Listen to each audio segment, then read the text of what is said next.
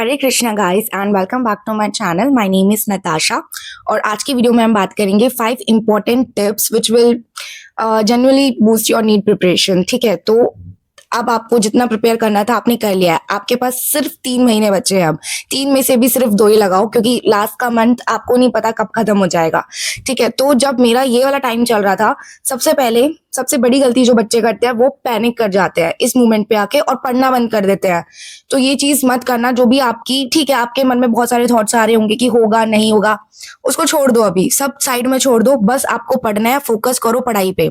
ठीक है, देखो क्या होगा, अगर आप पैनिक करोगे ना आपका लॉस ही होगा। आप पूरे फुल कंसंट्रेशन के साथ अपने मॉक टेस्ट जो पेपर हैं वो नहीं कर पाओगे, वो अच्छे से नहीं दोगे तो नंबर कम आएगा, तो फिर और डिमोटिवेट होगे। तो ये सबसे आपका ही लॉस है। ठीक है, अगर आप ये पैनिक करना नहीं है, आप जितना आप पढ़ सकते थे आपने पढ़ लिया, जितनी आपने लिमिट थी वो ऑलरेडी आप कर चुके हो। अब बस आपको क्या करना है, जितनी आपकी नॉलेज है ऑलरेडी आपने गेन किया है उसको बस शार्पन करना है आपको। शार्प कैसे करोगे, उसको बार बार प्रैक्टिस करोगे, बार बार मॉक टेस्ट लगाओगे, रिवाइज करोगे अपने नोट्स को, तो वो हो जाएगा। तो आप पैनिक तो बिल्कुल मत कीजिए। ठीक है, तो सबसे पहला पॉइंट तो पैनिक मत कीजिए। सेकेंड पॉइंट, अब कोई न्यू बुक लगाना बंद कीजिए। किसी कोई और यूट्यूब चैनल पे स्क्रॉल मत कीजिए कि इस टीचर से पढ़ लेते हैं, इस टीचर से पढ़ लेते हैं। जितने कंसेप्ट आप क्लियर कर सकते थे आपने वो कर लिए हैं। ठीक है, अब कुछ नहीं हो सकता, आप एकदम से कोई नया कंसेप्ट नहीं बन जाएगा। ओके, सो जितना आपका सिलेबस हो चुका है, थोड़ा बहुत रहता है, उसको फटाफट से पहले तो कंप्लीट कर लेना। क्योंकि लास्ट टाइम पे ना मान लो आपका पूरा चैप्टर किया है और आपने उस चैप्टर में से ये टॉपिक छोड़ दिया। ठीक है, आप कहीं ना एग्जाम में जब एग्जाम हॉल में बैठोगे आप 100% श्योर नहीं होगे।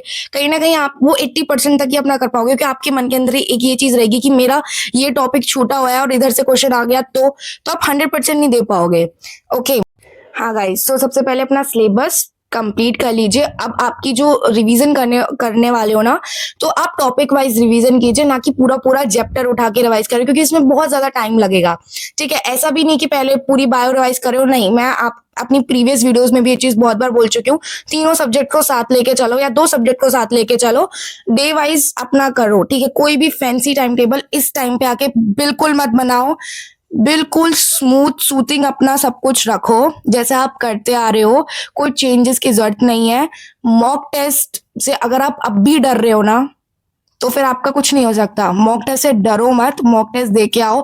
फिजिक्स भी करो, केमिस्ट्री भी करो, बायो भी करो, और मॉक टेस्ट आके घर पे रिपीट करो। बेशक 4 घंटे लगेंगे, बट आपका जो कंसेप्ट जो कहीं कहीं ना कहीं आप जो लैग कर रहे होंगे ना, जो आपने रिवाइज नहीं किया होगा चैप्टर में, वो आपके टेस्ट के थ्रू टॉपिक्स रिवाइज होते चले जाएंगे, आपको पता भी नहीं चलेगा ये चीज। जब आपने वो टॉपिक पढ़ा भी नहीं है, बट आपके थोड़े बहुत ओके, आपको थोड़ा बहुत फॉर्मूला पता है, उसका बेसिक पता है, आपने क्लास में उसको बैठ के ढंग से पढ़ा है, तो और आप उसके क्वेश्चंस लगा रहे हो, एक बार गलत 2 बार गलत। जब क्योंकि मॉक टेस्ट में क्या होता है कि कुछ कुछ टॉपिक जो होते हैं, इवन नीट में आप पीवाईक्यूज कीजिए, पीवाईक्यू में आपको पता चलेगा कि सेम टॉपिक के ऊपर तो मतलब हॉटस्पॉट एरियाज होते हैं वो, कि इनके ऊपर तो क्वेश्चन आना ही आना है। तो आप उन टॉपिक को रिवाइज कीजिए अच्छे से।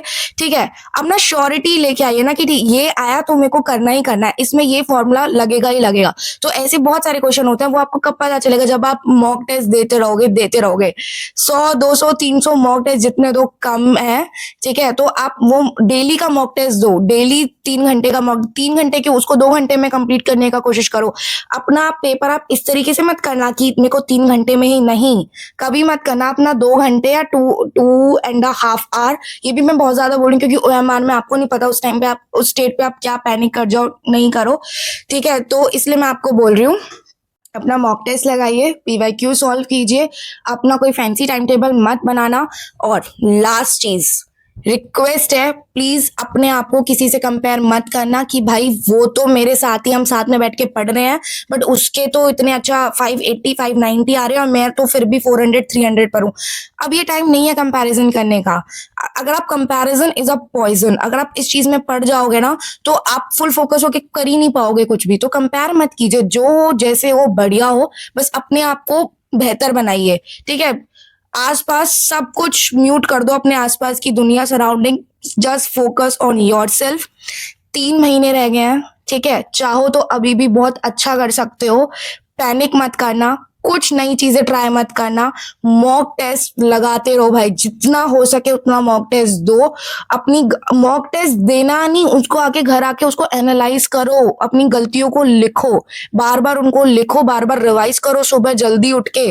आपके दिमाग में रहनी चाहिए ठीक है ये गलती करी थी, अब नेक्स्ट एग्जाम में ये गलती नहीं होनी चाहिए, क्योंकि क्वेश्चंस रिपीट ही होते हैं मॉक टेस्ट में। मॉक टेस्ट सबसे सिंपल आते हैं, क्योंकि उसमें ज्यादा नहीं आता कि कोई चैप्टर के बीच में से बहुत ज्यादा डीप में नहीं, सुपरफिशियली या फिर जो जो इंपॉर्टेंट चीजें वही आती हैं। ठीक है, टेस्ट सीरीज आप ज्वाइन कर सकते हो जितनी ज्वाइन करनी है, बट कोई कोर्स ज्वाइन मत करना, और प्लीज एक क्रैश कोर्स के चक्कर में बिल्कुल मत पड़ना, ये सब वाहियात चीजें होती है। क्रैश कोर्स नाम का कुछ नहीं है कि मैं 10 दिन के अंदर बायो कर लेंगे, ये कर लेंगे, वो कर लेंगे। जितना आपको आता है, जिन टीचर से आप पूरे साल पढ़े हो उन पे ही ट्रस्ट करो, कोई प्रॉब्लम हो रही है उनके पास जाओ। Okay, that's it for the video. कर लोगे, डोंट पैनिक। अच्छा, रिलैक्स होके बढ़िया बढ़िया करते जाओ, सब होगा बढ़िया तरह। Okay guys, thank you so much for watching this video, and if you like this video and if you have any query about this, like about NEET preparation, so you can comment it down, and अभी comment करके जाओ कि I will not give up. Okay, सब होगा, बढ़िया होगा, अच्छा होगा। All the best guys for your NEET journey। सिर्फ 3 महीने रह गए हैं, कर दो काम खत्म अब की बार।